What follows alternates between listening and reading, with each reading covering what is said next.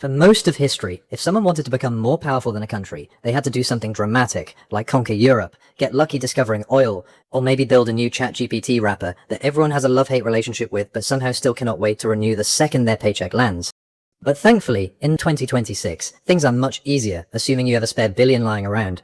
Which, frankly, more people do than you would think. These days, all you really need to do is become the friendly neighborhood one-man private equity firm, buy up a few companies that build rockets, satellites, maybe some unhinged AI model, bundle it all with a healthy side of data centers and defense infrastructure, and then you can go public at $1 trillion valuation. Or maybe even 2 trillion. In normal English, that means a company walks into the stock market and basically says, we are already worth more than cities, and boy, are we just getting started. And Wall Street goes, yeah, sure, just write me a check. And this is where we are after SpaceX, because SpaceX is not just another IPO, it is a rocket company, a satellite internet company, a defense contractor, and also a part-time collective hallucination where everyone silently agrees that Mars belongs somewhere in a spreadsheet. And now OpenAI and Anthropic are basically standing next in line for the victory lap. The weird part is not big company becomes public, because that has happened before. Aramco did it in 2019, Apple became enormous, then Nvidia took over the headlines. The weird part is that companies are now arriving at the public market already carrying valuations that used to be the prize at the end of the game. Traditionally, an IPO was when a company matured.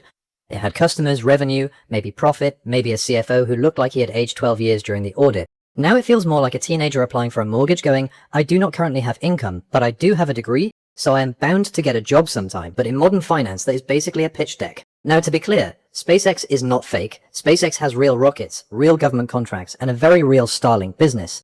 The issue is that the valuation needs reality to go extremely well. Not just SpaceX keeps launching rockets well, more like SpaceX dominates launch, and Starlink becomes the next global telecom infrastructure, and hashtag Mars vacay is trending. That is a lot of if. A normal company is valued on what it earns. A growth company is valued on what it might earn. But a company like SpaceX is valued on what civilization might become if the founder wins 4 science fiction franchises at once.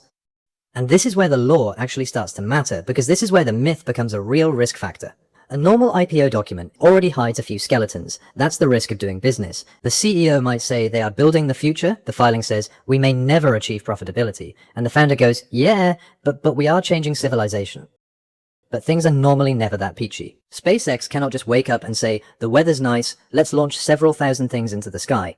Launches need licensing, satellites need spectrum rights, and rocket technology runs straight into export controls because governments generally dislike advanced missile-adjacent technology moving around the world, like a Google Drive link. SpaceX's valuation is partly a bet on engineering and partly a bet that regulators keep saying yes. If Instagram ships a bad feature, teenagers complain and then use it anyway. If SpaceX has a launch failure, regulators can investigate, and agencies ask why the very expensive object is now several smaller expensive objects. And you have to consider that every satellite constellation competes for a limited environment, and governments may not exactly love a foreign billionaire owning part of their internet backbone. So investors are not just betting on satellites, they are betting on regulators around the world continuing to let those satellites serve customers, and that people actually see that as an actual alternative. OpenAI and Anthropic have a different mess. For AI, the big scary question right now is not just will customers pay, it is more like, are we even allowed to have customers? Then there is the usual stack of questions of who owns the output, who is liable when it gives harmful advice. So it may just be a normal Tuesday when your $20 subscription has to go on Twitter and post about how half the internet is suing them for infringed training data, while the government is stepping on its neck about national security and cutting off model access to whoever is not on the right side of border. So why walk into this mess at all? Sit in Sam's chair for a second. The next model costs tens of billions to train, there are only so many private checks that size, and the only wallet on Earth still big enough is yours, the public's. But as an investor, willing or not, you can own all the stock and still have almost no say. And that is a problem, because you are buying into the coin purse of some new age techno-cabal leader, which is fine when the king is winning. It is less fine when the king buys a social media platform, changes the name to a letter, and discovers that advertisers have feelings. Then comes the more slimy part, index inclusion. Once a giant IPO enters the major indexes, passive funds have to buy it by default. The company moves from being a stock people choose to a stock people own because it is inside the basket, and that is how risk migrates. First, the risk belongs to private investors, venture funds, founders, and early backers who bought when the price was lower and the uncertainty was higher. Then the company goes public, growth funds buy, retail buys, and eventually pension funds end up owning it. And then normal people who never read the prospectus, never used Starlink, and your granddad who thinks Anthropic is an allergy medication suddenly have exposure. And this is why normal people should care. Just buy the index can still be good advice, but the index itself is changing. If the biggest companies are infrastructure tech firms priced on future promises, then buying the index increasingly means buying the future according to a small number of mega-cap companies. If they win, your savings benefit. If they disappoint, the correction does not just stay within the pearly gates of Silicon Valley. It travels through ETFs and pension funds belonging to people who are just trying to beat inflation without becoming full-time Discord traders. And next on the chopping block is your job. If AI companies go public at huge valuations, CEOs see that and decide they need an AI strategy. Managers tell employees to automate workflows, and then entry-level workers discover the cruelest part of automation.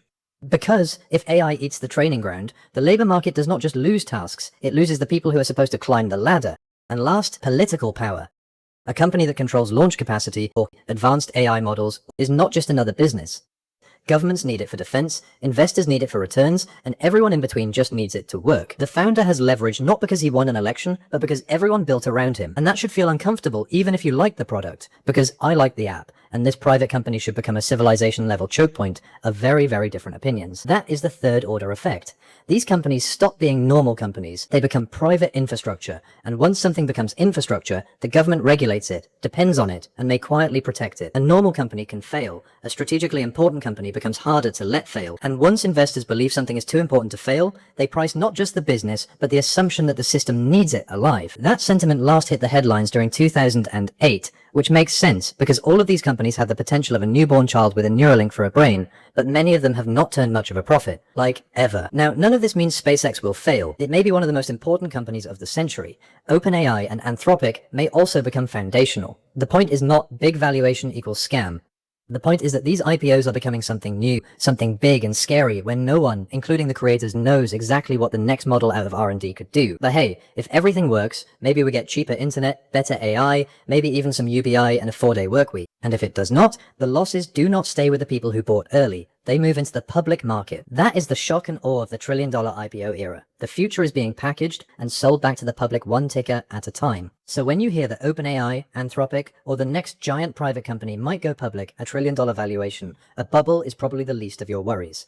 Ask what has to be true for the valuation to make sense, because in the old model, the government built infrastructure and taxpayers paid. In the new model, private companies build infrastructure, investors pay, governments become customers, and then workers become obsolete. Your retirement fund quietly becomes a shareholder in whatever version of the future cleared the IPO gauntlet, which is elegant, in the same way a casino is elegant. Everything has rules, and somehow the house still always wins. So maybe this is the next industrial revolution. Or maybe venture capital found a very sophisticated way to hand the public a bag with a rocket emoji on it. Either way, the least your brokerage app can do is send confetti and candy with the next update.